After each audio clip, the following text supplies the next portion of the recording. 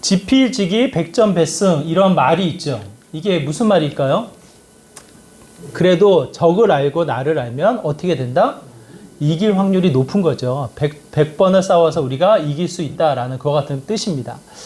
우리가 살아가면서 세상을 살아갈 때 혹은 내가 주어진 일을 감당할 때 그 일을 잘 하려고 준비를 합니다. 준비를 할 때 어떠한 준비를 많이 해요? 상대방에 대한 일, 또한 나에게 주어진 일, 이 문제에 대한 파악, 요 일을 잘 감당하기 위해서 많은 정보와 또한 이것을 익숙하게 하기 위한 훈련들을 우리가 하게 되어져요. 그래서 주어졌을 때 그 일을 잘 감당해 나가는 모습, 어쩌면 적을 알기 위한 노력으로 우리가 생각해 볼 수 있지 않을까 싶어요. 한번 생각해 보세요. 그걸로만 충분할까? 만약 내가 이 세상을 살아간다고 할 때 세상을 내가 잘 안다. 그러면 충분히 우리가 이길 수 있을까? 여기에 또 한 가지 중요한 게 뭐냐면 내 자신을 알아야 된다는 뜻이에요. 그래서 철학자의 이 단순한 한마디, 내 자신을 알라라는 이 한마디가 굉장히 많은 사람들에게 중요한 명언으로 남게 되어집니다. 세상을 알아야 하고 내가 싸워야 될 대상을 파악해야 되고 내가 풀어야 될 문제를 정확하게 분석해야 되지만 또 한 가지 중요한 것, 그 문제를 직면하고 있는 나는 누군가, 저 사람을 대적해야 되는 나는 어떠한 힘을 가지고 있는가, 내 자신에 대한 것에 대한 파악이 얼마나 중요한지를 우리가 알게 되어집니다. 그래서요, 많은 상담학, 많은 이 연구하는 팀들에서 프로그램을 만들었어요. MBTI라는 것이 있고, 디스크라는 게 있고, 에고그램이라는 게 있어요. 여러 가지 프로그램이에요. 근데 이 프로그램의 목적은 딱 한 가지예요. 내가 누군지를 알게끔 나에 대한 파악을 도와주는 프로그램이에요. 제가 기회가 되면 여러분과 함께 그것도 하려고 합니다. 우리 간사님, 박지혜 간사님이 MBTI 강사예요. 그리고 저는 디스크 강사예요. 그래서 나름대로는 여러분을 파악할 수 있는, 기질을 파악할 수 있는, 최동배는 그래도 어떠한 사람이다라는 성향을 파악할 수 있는 나름대로의 준비를 해놓은 상태예요. 그래서 이 프로그램을 하려고 하는 이유는 딱 한 가지. 정말 여러분이 누군지를 아시기를 바라요. 내 자신이 누군지를 알기를 바라요. 많은 사람들이 두 가지 착각을 합니다. 세상만 알면 되지. 내가 싸워야 될 그 세상만 알면 되지. 그래서 세상을 알기 위해서 분주하게 살아가는 게 이 시대의 착각이에요. 또 하나의 착각이 뭘까요? 또 하나의 착각. 또 하나의 착각. 아니, 나는 뻔하지 뭐. 내 자신을 너무 잘 알지. 내 자신을 안다라는 착각 속에 많이 살아가고 있어요. 그래서 여러 가지 형태의 실수, 여러 가지 실패를 겪게 되어집니다. 현대의 지식인이라고 제가 자주 표현했던 이어령 교수님. 이어령 교수님이 이런 표현을 하셨어요. 인생은 마치 내 자신을 알아가는 것과 같다. 여러 가지 이 풍파를 지내면서 지금 암이라는 병을 진단을 받으셨거든요. 그냥 이 80세가 되셔가지고 이제 치료를 더 이상 하지 않으시고 견디다가 이제 솔천하시려고 하는 그 마음을 갖고 계셔요. 그런 인생의 이 풍파를 지내시다 보니까 아마 여러 가지 형태의 이 자신을 다시 보고 다시 깨닫고 다시 알게 되는 일들이 많았나 봐요. 공감이 되시나요? 그래서 그렇게 표현하세요. 인생을 가리켜서 자신을 알아가는 시간과도 같다. 반대로 이야기하면 그 말을 다르게 표현하면 어떻게 돼요? 정말 모를 것이 뭐예요? 세상이 아니라, 모를 것이 인생이 아니라 뭐예요? 나예요, 나. 내 자신을 정말 모르겠다라는 거, 모르겠다. 나름대로는 열심히 사역하고 준비했다라고 생각했던 제 스스로가 청주에 와서 2년의 시간을 보내고 있는 이 와중에 다시 한번 느끼게 되어져요. 내가 이랬나? 내가 이런 모습이 있었나? 또 한 번의 모습으로 여러 가지 형태를 스스로를 보게 되어지는 것을 보게 됩니다. 뭐예요? 시간의 흐름 속에 많은 일들을 겪으면서 여러분 정말 내 자신을 알으셨나요? 내가 누군지를 알고 계신가요? 정말 아셨을 때에 다시 한번 우리가 해야 될 것은 무엇일까요?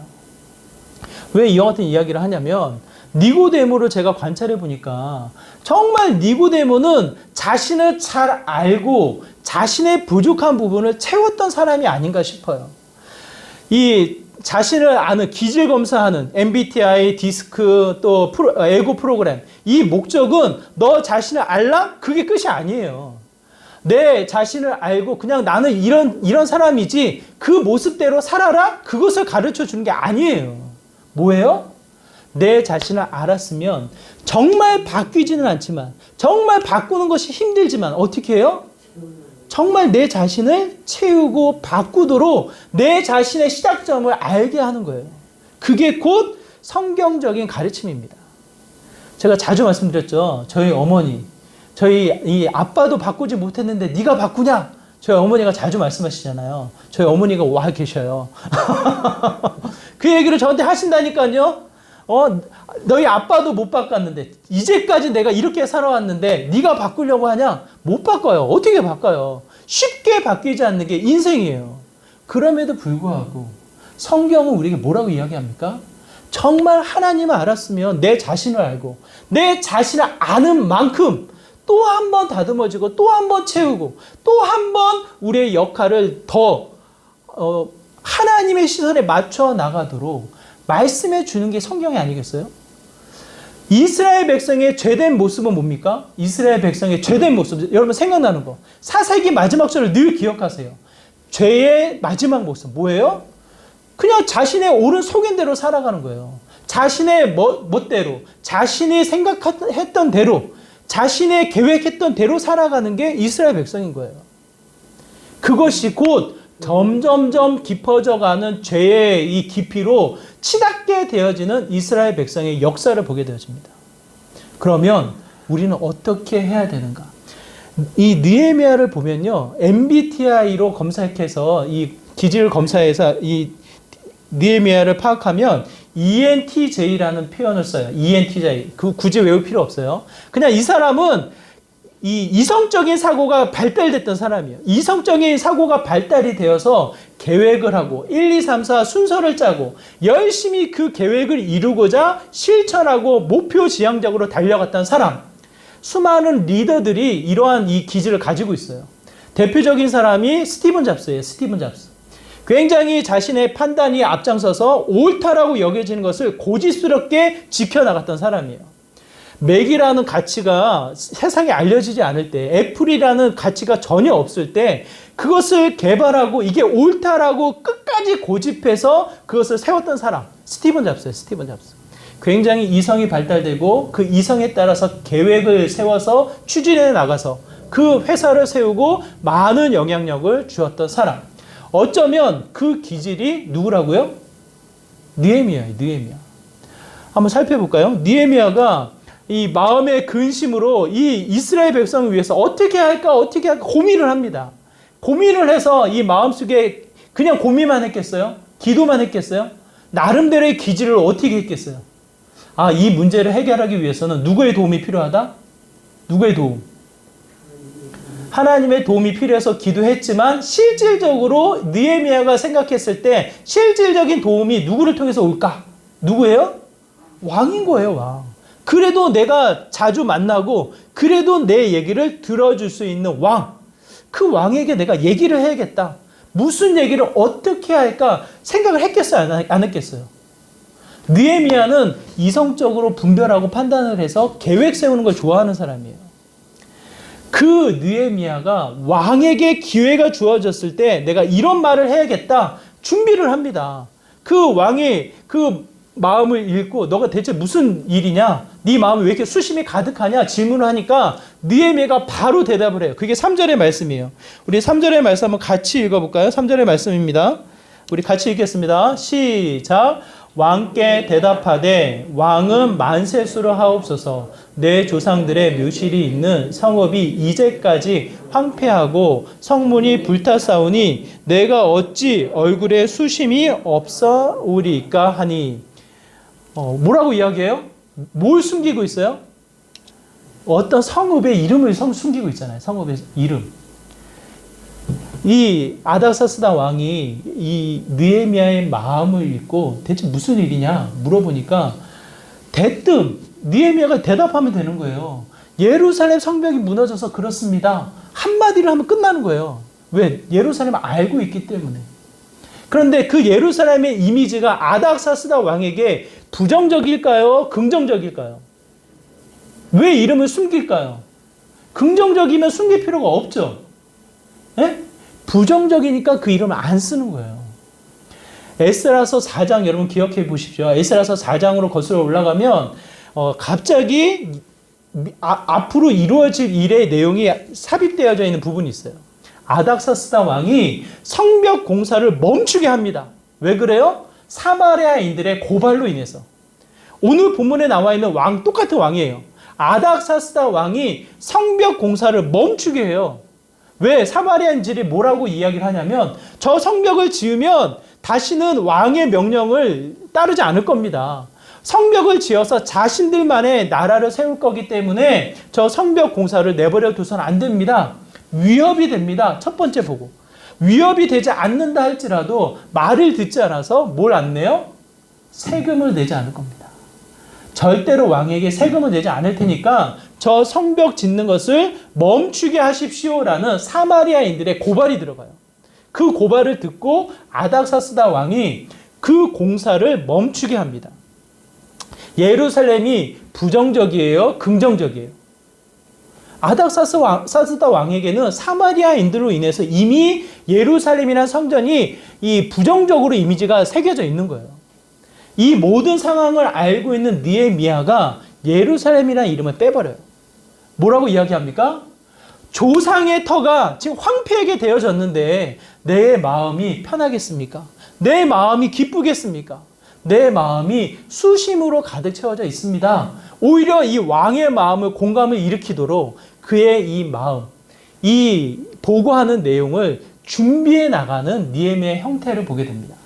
그렇지 않아요? 왕에게 잘못 이야기하면 그 순간 어떻게 됩니까?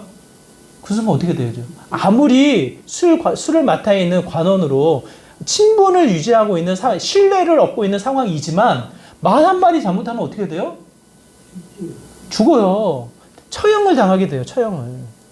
오늘 우리가 읽은 본문에 보면 수심이라는 단어 2절에도 그 마음에 근심이라는 표현이 나와 있잖아요. 수심이라고 나와 있잖아요. 수심. 2절에 보니까 어찌하여 얼굴에 수심이 있느냐. 이 수심이라는 단어가 악이라는 단어예요. 악이라는 단어. 네 얼굴이 뭐예요? 수심이 있느냐 부드럽게 표현하고 있지만 그 히브리어 단어로는 악이라는 단어가 악이라는 의미가 담겨져 있는 단어예요. 네 얼굴이 왜 이렇게 뭐예요? 악하냐? 그와 같은 마음이에요. 왕이 느헤미야의 얼굴을 봤을 때 여러분 한번 생각해 보세요. 내가 주인이고 종들이 인상을 찌그리고 있으면 좋겠어요? 안 좋겠어요? 네? 그 표현이 이 수심과 그 표현이 악이라는 단어로 표현되어져 있다고요. 말 한마디 잘못하면 느헤미야가 위험에 처할 수 있는 그와 같은 상황이기도 하는 거예요. 기회도 되지만 또 한번 위협이 찾아올 수 있는 상황. 느헤미야의 기질로는 철저하게 준비를 합니다. 계획을 세워요. 기회가 오면 바로 이 이야기를 해야지. 1번, 조상의 터가 황폐되어져 있습니다. 이야기를 해요. 두 번째, 그럼 뭘 해줄까? 이 느헤미야가 뭐라고 이야기합니까? 이미 사마리아 지역에 있는 사람들을 통해서 방해를 받은 사건을 아니까 그 방해가, 그 대적이 이제 누구를 향하게 될까요? 느헤미야 자신에게 향하게 될 거 아니까 그 모든 대적, 그 모든 방해에 대한 조서를 부탁을 합니다. 이왕이면 내가 그 황폐해진 땅을 재건하기 위해서 가야 될 텐데 그들의 방해, 그들의 대적, 그들의 여러 가지 위협에서 보호해 주십시오. 이왕이면 나를 보호해 주십시오라고 조서를 부탁을 해요. 더 나아가 목표지향적인 느헤미야 무엇을 이야기합니까? 나는 가서 성벽을 지어야 하니까 성벽에 필요한 나무들을 좀 제공해 주십시오라는 요청을 해요. 느헤미야의 표현들이 준비되어진 표현인가요? 아니면 갑자기 그냥 즉흥적으로 나오는 표현인가요? 여러분 한번 생각해 보세요. 준비되어져 있는 거예요. 이때를 기다리고 계획했던 거예요. 하나님에게 기도하지만 자신이 주어진 상황, 자신에게 처한 이 환경을 통해서는 왕밖에 없다. 이 문제를 돌파해 나갈 수 있는 이 일은 왕밖에 없기 때문에 기회가 주어지는 대로 이 일을 내가 해야겠다라는 철저한 계획, 준비, 그리고 이 일이 주어졌을 때 진행하고자 하는 이 열정을 품고 있는 게 느헤미야입니다. 느헤미야. 그런데 여기서 중요한 거. 느헤미야가 어떻게 하고 있어요? 여러분. 느헤미야가 어떻게 하고 있어요? 4절의 말씀을 여러분이 꼭 기억하시길 바라요. 4절의 말씀 우리가 한번 같이 읽어볼까요? 4절의 말씀입니다. 함께 읽겠습니다. 왕이 내게 이르시되 그러면 네가 무엇을 원하느냐 하시기로 내가 곧 하늘의 하나님께 묵도하고. 드디어 느헤미야가 계획했고 준비했고 이제 딱 주어진 일로 출발해 나가는 그 시점. 제가 이렇습니다. 1번, 2번, 3번 얘기할 그 순간이 찾아왔어요. 그 순간이 찾아와서 느헤미야의 기질로는 어떻게 해요? 달려나가는 거예요. 원래. 달려나가야 하는데 어떻게 하고 있습니까? 어떻게 해요? 그 순간에 마음의 고백인 것 같아요. 마음의 고백. 마음의 고백으로 무엇을 이야기합니까? 하나님, 하늘의 하나님을 묵도하였다라고 이야기를 합니다. 하늘의 하나님을 묵도하였다. 여기서 묵도라는 것은 간절한 마음으로 하나님 앞에 기도했다라는 뜻이에요, 여러분. 누구 앞에서 지금 이 일을 하고 있습니까? 누구 앞에서? 저는 너무 감사하게 교회가 아니에요. 목사님 앞에 아니에요. 그냥 믿는 사람들끼리 모여서 기도하는 게 아니에요. 그의 일상, 그가 섬기는 왕, 그가 처한 상황, 그가 주어진 그의 삶 가운데 하나님을 바라보면서 묵도하고 있다는 뜻이에요. 11장에서 이야기하는 기도하며 함께 기도할 중보 기도자들에게 기도를 부탁하며 기도하는 그 마음과는 또 다른 자신의 처한 일상, 자신의 처한 직장, 자신의 처한 그 사업장에서 하나님을 고백하느냐고 잠깐 멈추는 느헤미야를 우리에게 보여주고 있습니다. 자신의 기질로는, 느헤미야의 기질로는 달려나가야 돼요. 기다릴 틈이 없어요. 왜? 일을 마쳐야 하니까. 느헤미야가 어느 정도의 성격이냐면 이러한 성격이에요. 에스라가 2차 귀환을 하잖아요. 에스라서 7장에 귀환하는 것을 우리가 살펴봤는데 귀환을 할 때 이 기간이 5개월이 걸려요. 5개월. 여행의 기간이 5개월이 걸려요. 근데 느헤미야가 예루살렘으로 돌아오는 걸 느헤미야 6장 15절을 역추적해서 시간을 역추적해서 계산을 해보면 몇 개월인지 아세요? 2개월에서 3개월이에요. 몇 개월을 단축해요? 2개월을 단축해요. 2개월. 왜 그래요? 뭔가 하여튼 일의 목적을 두고 빨리 일을 진행하는 리더십의 이 기질로서는 느헤미야의 기질은 이런 기질이에요. 빨리 일을 끝내는 거예요. 성벽을 짓습니다. 주석가들에 의하면 4km 정도의 성벽을 짓는다고 하는데 그 성벽을 며칠 만에 짓게 되어집니까? 며칠? 52일 만에 짓게 되죠. 52일. 여러분 아시죠? 더운 나라 사람들이 일을 빨리 합니까? 늦게 합니까? 늦게 해요? 가보셨죠? 더운 나라에 사는 사람일수록 이 더우니까 이 일을 한참 해야 될 그 시간에 일을 못 해요. 일을 빨리 할 수가 없어요. 우리나라면 모르겠어. 52일 만에 건물을 지으니까 우리나라면 정말 빨리 성벽을 지을 수 있을 것만 같은데 이스라엘 백성 그 당시의 상황, 그 당시의 기술로는 그 성벽을 지어 나가기가 어려워요. 52일 만에 성벽을 지어 놓으라고 기록하고 있어요. 느헤미야의 리더십을 이야기합니다. 어떠한 리더십이에요? 일을 끝내기 위해서, 일을 직진해 나가서 일을 감당하기 위해서 최선으로 달려나가는 느헤미야의 모습. 그런데도 불구하고 잠깐 멈추는 일이 생겨요. 왜 멈추게 됩니까? 왜 멈추게 되죠? 왜? 두려워서? 근심이 많아서? 왜 그래요? 이거는 여러분 기억하셔야 돼요. 하나님을 바라보는 시선을 일상 속에, 마음 속에 두는다는 뜻이에요. 기도로 끝나는 것이 아니라 어떠한 예배의 종교 의식으로 멈추는 것이 아니라 우리의 삶이 신앙으로, 우리의 삶이 하나님을 향한 믿음으로 살아가도록 그 순간에 멈추어서 하나님 앞에 기도하는 시간을 갖게 되어진다는 뜻이에요. 갖게 되어진다. 그 순간에 하늘에 계신 하나님을 바라보며 묵상하며 간절한 마음으로 기도하는 게 에스라의 모습입니다. 이 잠깐 기다렸죠. 잠깐 기다리고 멈추는 것이 아니라 실제로는 4개월의 시간을 기다려요. 4개월의 시간. 한번 보세요. 2장 1절의 말씀 한번 볼까요? 2장 1절 제가 읽어드릴게요. 아닥사스다 왕 제20년 니산월. 지금 오늘 본문이 이루어지는 시간을 가리켜서 이야기하는데 니산월이에요. 니산월. 근데 우리가 살펴보았던 대로 1장 1절 예루살렘 소식을 들은 게 1장 1절에 보니까 기스루얼이에요. 기스루얼. 이걸 태양열, 우리가 지금 쓰고 있는 달력으로 이야기를 하면 우리 달력으로 이야기하면 이래요. 11월 12월 달에 그 소식을 듣고 왕이 질문하는 그 순간은 4개월이 지난 3월달 4월달의 일이에요. 4개월의 시간이 지났어. 느헤미야의 계획, 느헤미야의 기준은 어땠을까요? 어땠을까요? 그 4개월 동안 느헤미야의 마음이 어땠을까요, 여러분? 한번 생각해 보세요. 소식을 들었을 때가 11월, 12월이에요. 그 소식을 듣자마자 금식하며 중보 기도하는 사람들에게 기도 제목을 알리며 기도를 시작합니다. 3개월, 4개월이 지났어요. 그때 느헤미야의 마음은 어떨까요? 여러분이 한 가지 기도 제목을 가지고 3개월, 4개월 동안 기도를 했어요. 그 기도의 마음, 기도하는 내용 때문에 기뻐하고 기대하고 이 부푼 하나님에 대한 기대감으로 마음이 커질까요? 어떨까요, 여러분? 마음이 어떨 것 같아요? 어떠실 것 같아요? 3개월, 4개월 동안 한 가지 기도 제목으로 기도를 했어요.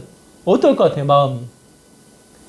오늘 본문에 보면 왕이 느헤미야를 봤을 때 그 전에는 안 그랬는데 오늘 보니까 뭐라 그래요? 수심이 가득하더라. 어찌된 일이냐 물어보잖아요. 아마도 그 느헤미야의 마음은 답답하지 않았을까 싶어요. 본인의 계획으로는 이렇게 해야 되는데, 본인의 기질로는 지금 이렇게 달려나가야 하는데 4개월 동안 아무 일이 벌어지질 않아. 하나님 앞에 기도를 했는데 하나님이 주신 마음, 하나님이 주신 사인은 나에게 나타나 있지 않아. 그러다 보니 느헤미야의 마음은 어떻습니까? 답답함, 깊은 좌절, 속상함, 언제 이 계획이 이루어질까라는 절망 속에 놓여져 있는 게 느헤미야의 모습이 아닐까 싶어요. 느헤미야의 모습을 관찰하면 관찰할수록 그래요. 제가 스티븐 잡스가 같은 기질이라고 이야기했잖아요. 스티븐 잡스가 나름대로의 계획을 세우고 쭉쭉 전진해 갑니다. 대학을 딱 갔는데 이 스티븐 잡스가 대학에서 공부할 게 없다라고 판단을 해요. 한 6개월 다니고 나니까 비싼 등록금을 내서 대학에서 내가 배울 게 없다. 자퇴를 해버려요. 자퇴를 해버리고 나서 본인의 이 기질로 열심히 이 하나에 집중해서 컴퓨터를 만들어 나가는데 나름대로 성공을 해서 맥이라는 컴퓨터가 보급이 되기 시작을 해서 30세가 되기 전에 회사를 건강하게 세워요. 30세가 되기 전에. 얼마나 이 능력이 있고 나름대로 이 리더십으로 세상을 추진해 나갔던 사람이에요. 그런데 중요한 거, 그의 인생의 30살 무슨 일이 벌어집니까? 30살에 어떻게 돼요?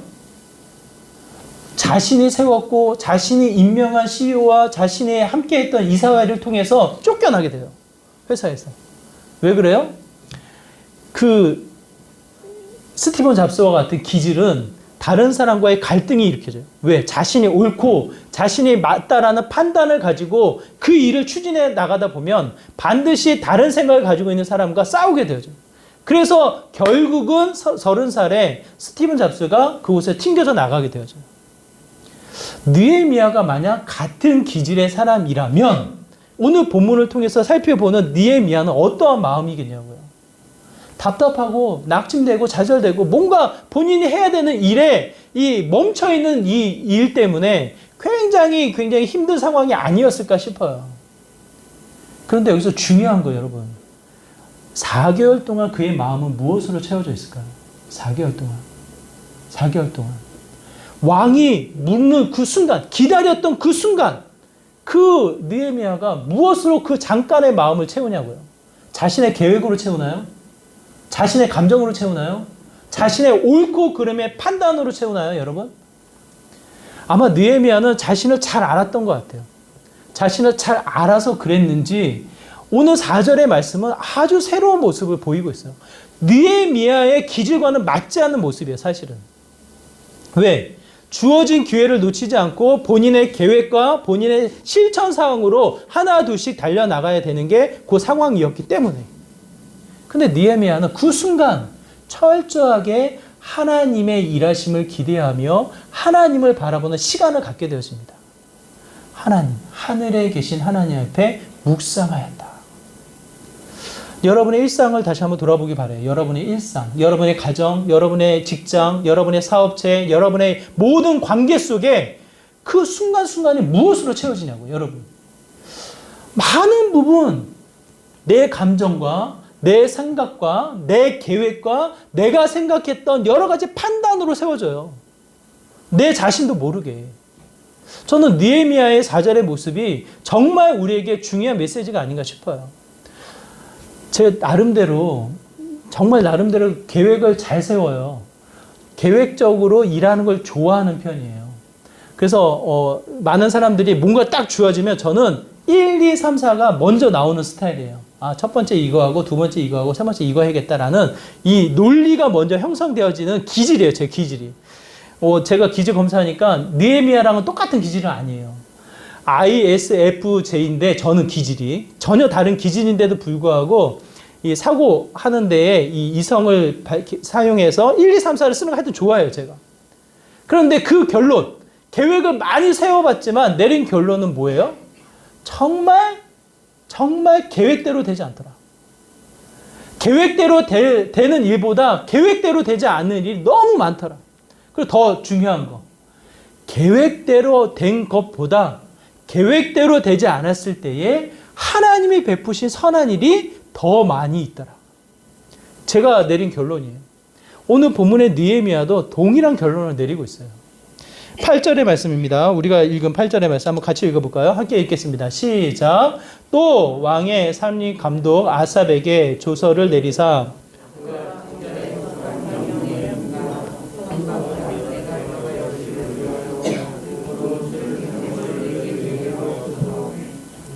하나님의 선한 손이 나를 도우심으로 왕이 허락하고 이 느헤미야가 처음과 시작으로 이 왕에게 보고하는 그 순간에 잠깐이 얼마나 시간이 걸리겠어요.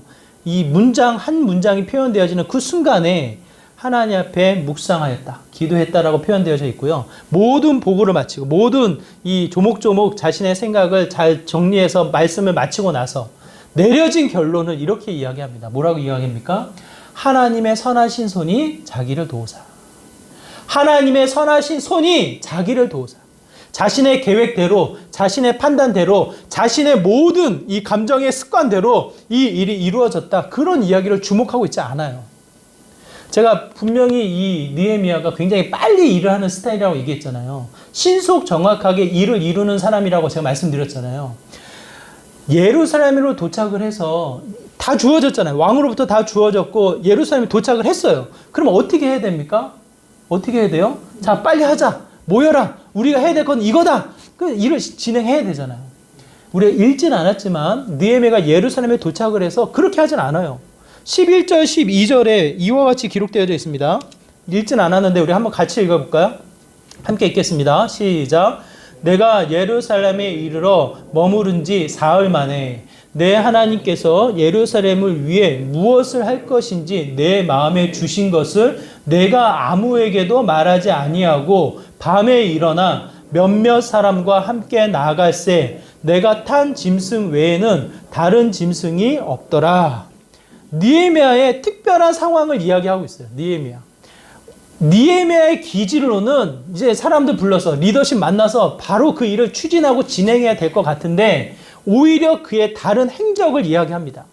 사흘 동안 멈춰 있다가 오히려 그 이야기를 하지 않았다고 강조해서 이야기를 하고 오히려 자신이 돌아볼 이 성벽을 먼저 돌아보는 일을 하고 있어요. 그리고 나서 18절에 그 사람들을 불러다가 이야기를 합니다. 18절에 그의 보고의 내용을 우리가 다 읽겠는데요. 이렇게 보고합니다. 제가 읽어드릴게요. 한번 들어보세요. 또 그들에게 하나님의 선한 손이 나를 도우신 일과 왕이 내게 이른 말씀을 전하였더니 그들의 말이 일어나 건축하자 하고 모두 힘을 내어 이 선한 일을 하려 하매. 이 11절, 12절과 18절의 차이를 아시겠어요?